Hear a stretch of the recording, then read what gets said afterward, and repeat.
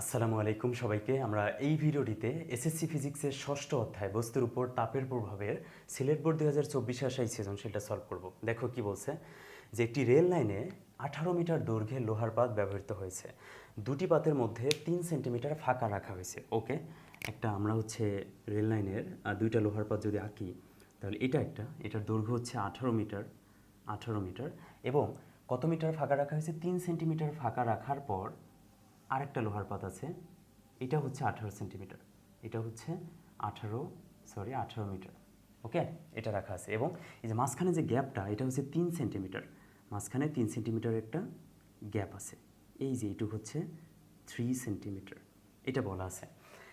আচ্ছা, তাপমাত্রা স্বাভাবিকের চেয়ে 12 ডিগ্রি সেলসিয়াস বেড়ে গেল, তার মানে ডেল্টা টি তাপমাত্রা বৃদ্ধি, এটা দেওয়া আছে হচ্ছে 12 ডিগ্রি সেলসিয়াস। ওকে, লোহার দৈর্ঘ্য প্রসারণ সহগ, যেটাকে আমরা আলফা বলি, আলফা এর মান হচ্ছে 11.6 times 10⁻⁻6 per degree kelvin, kelvin inverse 1, এটা দেওয়া আছে।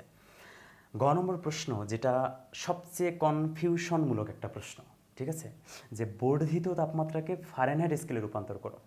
বর্ধিত তাপমাত্রাকে ফারেনহাইট স্কেলে রূপান্তর করো। এই কথাটা দ্বারা বোঝাচ্ছে যেটুক তাপমাত্রা বৃদ্ধি পাইছে সেলসিয়াস স্কেলে, এইটুক তাপমাত্রা বৃদ্ধি, এই বৃদ্ধিটা ফারেনহাইট স্কেলে কত, মানে বৃদ্ধি চাইছে। যে সাধারণ যে কনভার্সনটা আমরা করি, যে C/5 ইজ ইকুয়াল F-32/9, এটা আমরা করি যে একটা টেম্পারেচার সেলসিয়াসে আছে, সেটাকে ফারেনহাইটে প্রকাশ করলে ফারেনহাইট স্কেলে সেই পার্টটা কত দিবে, ঠিক আছে, সেইটা, এটার জন্য এটা করি আমরা। আর এটা চাইছে যে 12 ডিগ্রি সেলসিয়াস তার কোনো পার্ট নয়, এটা হচ্ছে 12 ডিগ্রি সেলসিয়াস হচ্ছে তাপমাত্রার বৃদ্ধি। তো সেলসিয়াস স্কেলে যদি 12 ডিগ্রি সেলসিয়াস বৃদ্ধি পায়, তাহলে সেই তাপমাত্রাটা ফারেনহাইট স্কেলে কত ডিগ্রি বৃদ্ধি পাবে সেটা চাইছে আমার কাছে, ঠিক আছে। তো এই জন্য আমি যেটা ইউজ করব, আমরা ইউজ করব হচ্ছে মেইন যে আমাদের ফর্মুলা, সেটা ইউজ করব। আমরা জানি সকল তাপমাত্রা স্কেলের ক্ষেত্রে, তাপমাত্রা পরিমাপক স্কেলের ক্ষেত্রে ঊর্ধ্ব স্থিরাঙ্ক মাইনাস নিম্ন স্থিরাঙ্ক, একটা ধ্রুবক থেকে আমরা এই প্রমাণগুলো করছি না, দেখো তো। প্রথম ছিল হচ্ছে পাঠ মাইনাস নিম্ন স্থির বিন্দু ডিভাইডেড ঊর্ধ্ব স্থির বিন্দু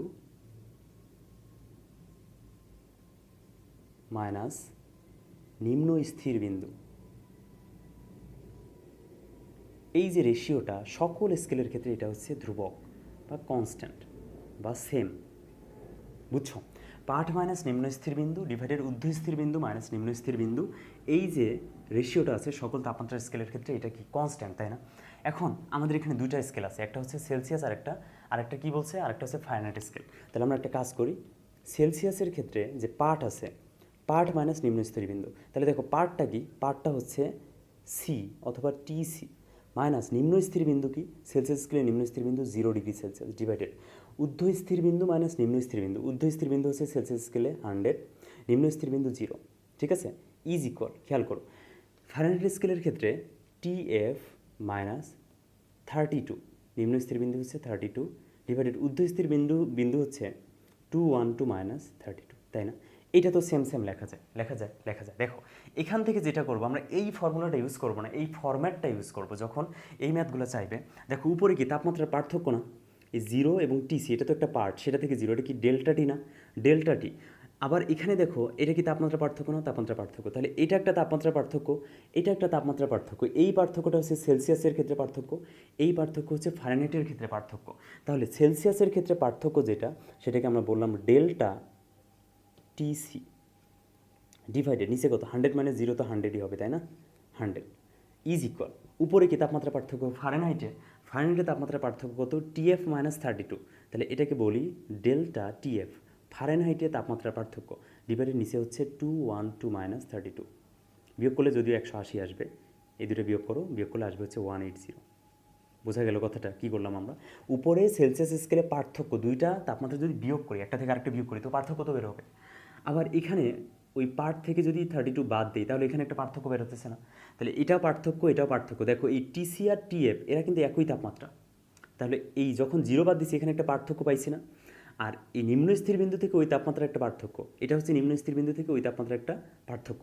তাহলে এইখানে সেলসিয়াস স্কেলে পার্থক্য, আর এই পার্থক্যটা হচ্ছে ফারেনহাইট স্কেলে, ঠিক আছে? আর নিচে যা আছে তাই রাখছি।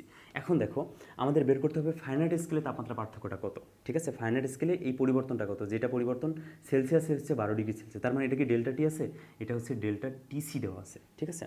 তাহলে এখান থেকে আমরা যদি ডেল্টা টিএফ এর মান বের করি 180 এসে গুণ হয়ে যাবে।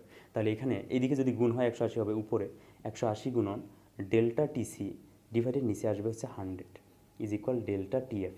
এই ডেল্টা টিএফ এর মানটা কিন্তু আমার কাছে চাইছে।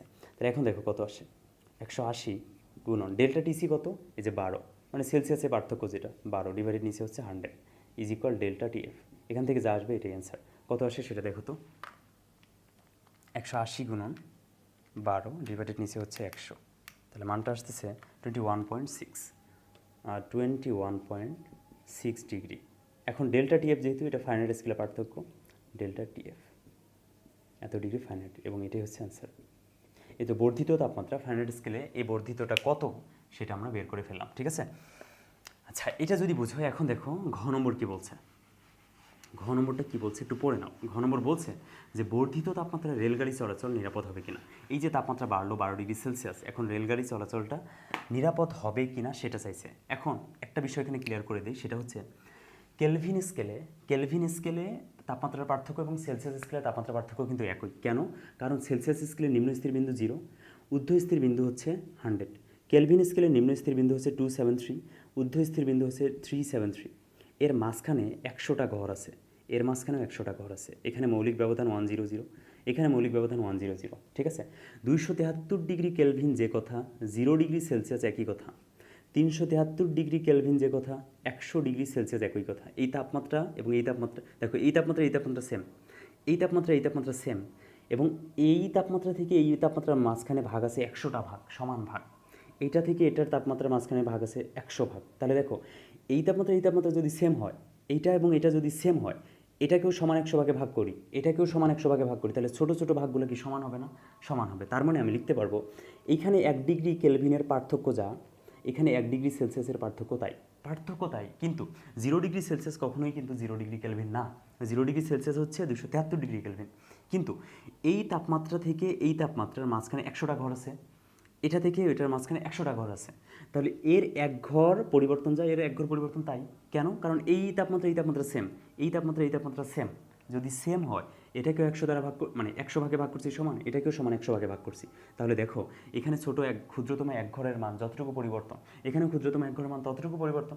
দ্যাট ইজ ওয়াই আমরা লিখতে পারি যে ডেল্টা টি কেলভিন স্কেলে, এই যে ডেল্টা কেলভিন স্কেলে যা হবে, এই ডেল্টা সেলসিয়াস স্কেলেও তাই হবে। বুঝতে পারছো? অর্থাৎ 5 ডিগ্রি সেলসিয়াস পরিবর্তন বোঝাচ্ছে 5 ডিগ্রি কেলভিন পরিবর্তন, এই দুটো সেম, ঠিক আছে? এখন এটা যদি হয়, তাহলে দেখো এই যে ডিগ্রি কেলভিন, এটা কিন্তু পরিবর্তন থেকে আসছে ডিগ্রি কেলভিনটা, এই ডিগ্রি কেলভিনটা, যে সেটা আমি সূত্রের সাহায্যে দেখাচ্ছি আগে।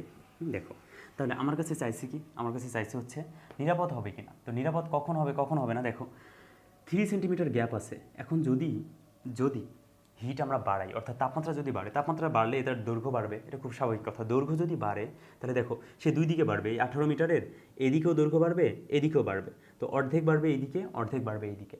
অর্থাৎ যদি টেম্পারেচার বৃদ্ধির ফলে যদি 1 মিটার বৃদ্ধি পায়, 18 মিটার যদি 19 মিটার হয়, তার মানে হাফ মিটার বাড়বে ডানে আর হাফ মিটার বাড়বে বাম দিকে। বুঝতে পারছো? আবার ঠিক একইভাবে এই 18 মিটারের ক্ষেত্রে যদি এটা যদি 1 মিটার বৃদ্ধি পায়, এটাও তো 1 মিটার বৃদ্ধি পাবে। তো এটা যে 1 মিটার বৃদ্ধি পাবে, সেটার হাফ মিটার ডানে, হাফ মিটার বামে। কথা কি বুঝছো? দ্যাট ইজ ওয়াই আমরা এটা বিবেচনা করব কিভাবে সেটা দেখো। এই আমরা প্রথমে বের করবো যে 18 মিটার দৈর্ঘ্যের যে পাতটা আছে, এটা কতটুকু বাড়ে 12 ডিগ্রি সেলসিয়াস পরিবর্তনের ফলে, ঠিক আছে? দেখো তাহলে আমরা ফর্মুলা কি জানি বলো তো? ফর্মুলা জানি ডেল্টা এল তাপীয় পরিবর্তন is equal alpha L1 delta T, ঠিক আছে? এটার প্রতিপাদন সহ তোমাদের পড়েছিলাম ম্যাথে কিন্তু। তাহলে ডেল্টা এল পরিবর্তন হবে আলফা L1 ডেল্টি। আলফা এর মানটা কত দেওয়া আছে?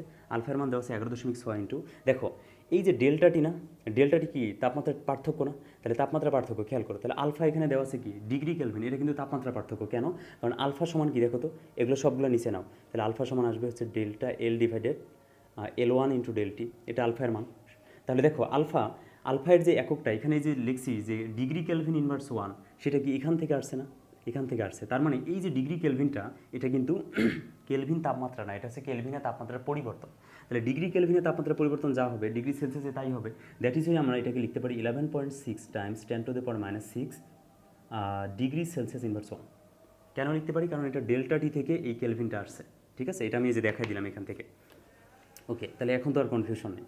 আলফা এর মান কত এখন? 11.6 টাইমস 10⁻⁻6 ইন্টু L1। আগে দৈর্ঘ্য কত ছিল? 18 মিটার।